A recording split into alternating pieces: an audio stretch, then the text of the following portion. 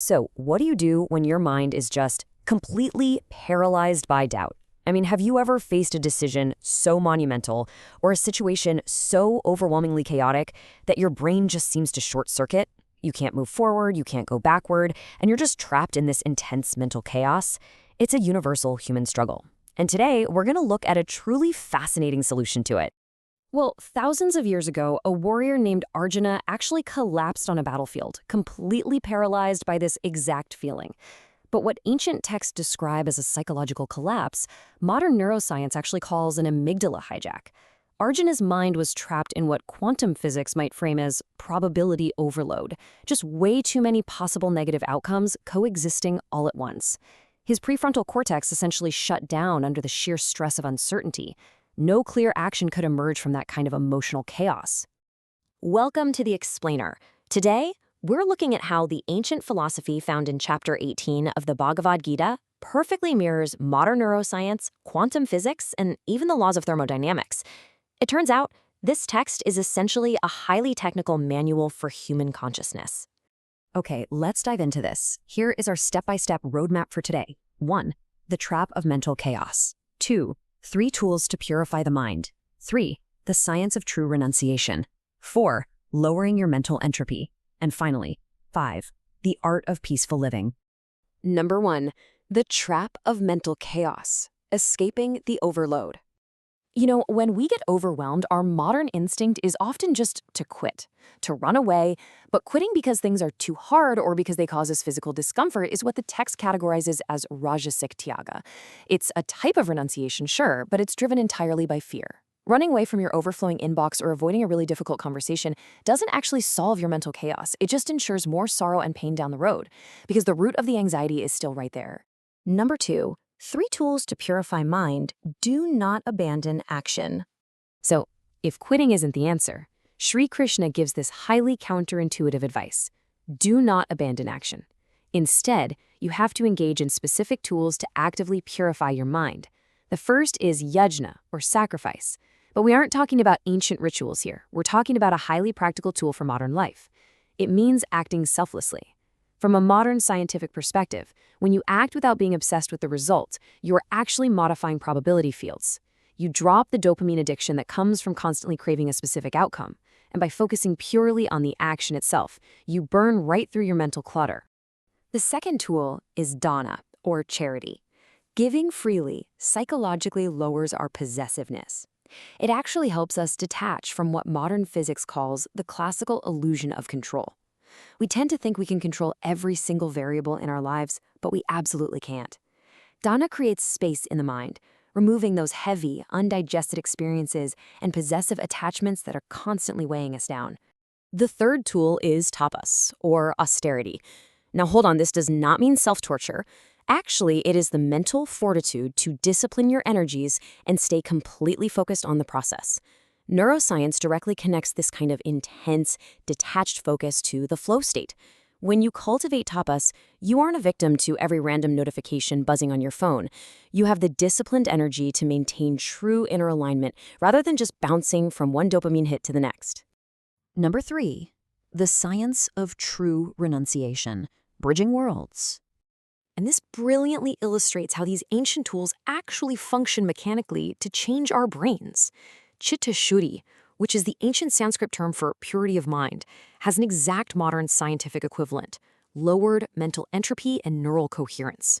The ancient goal of purifying the mind using those 3 tools is literally the exact same thing as achieving a highly coherent, low entropy state of consciousness. Meditation and selfless action literally reduce the neural noise in your brain. Now, what's really interesting here is the scale of it all. In the text, Arjuna is exposed to the total reality of the universe, the Vishwarupa. In neuroscience, when a human being visualizes vast cosmic scales or experiences deep awe, it actively reduces activity in the brain's ego network. Experiencing greatness beyond the self physically dissolves human centrality, which in turn dissolves our psychological suffering. When the filters drop, reality is overwhelming for sure, but our personal everyday anxieties suddenly seem very, very small. Number 4. Lowering your mental entropy. The thermodynamics of thoughts. Get this, our minds are actually governed by the same physical laws that govern the rest of the universe. According to the second law of thermodynamics, Unmanaged systems naturally progress towards higher entropy, meaning disorder and chaos. Without mindful intervention, the human mind naturally drifts towards high entropy. And how does high mental entropy feel?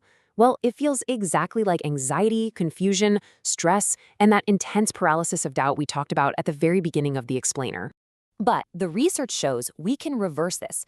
You start with high initial mental energy, which is just pure chaos. But when you apply an energy transformation using those positive practices of Yajna, Dana, and Tapas, you actively reduce that mental entropy. The mathematical function in our sources shows that these practices act as a constant that transforms scattered mental energy into a state of equilibrium. You literally achieve transformed mental clarity. It's like finding the perfect balance in a chaotic system. We can also see this in the ancient Upanishadic concepts of vital energy.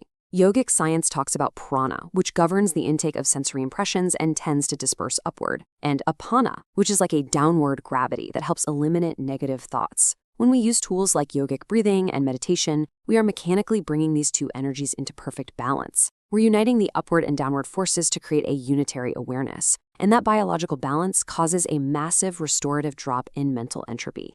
Number 5. The art of peaceful living, real-world application.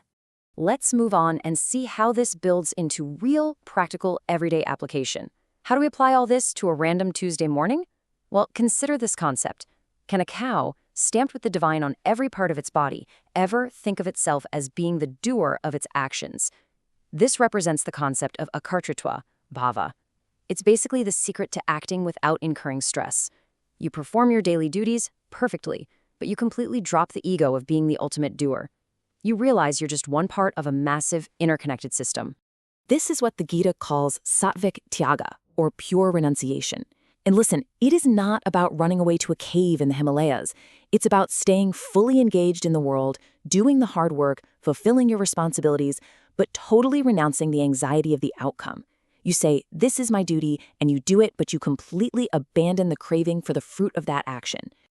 So let's run through the actionable takeaways from the thermodynamics research showing how to practically lower your mental entropy in your daily life. First, accept impermanence. Everything is temporary.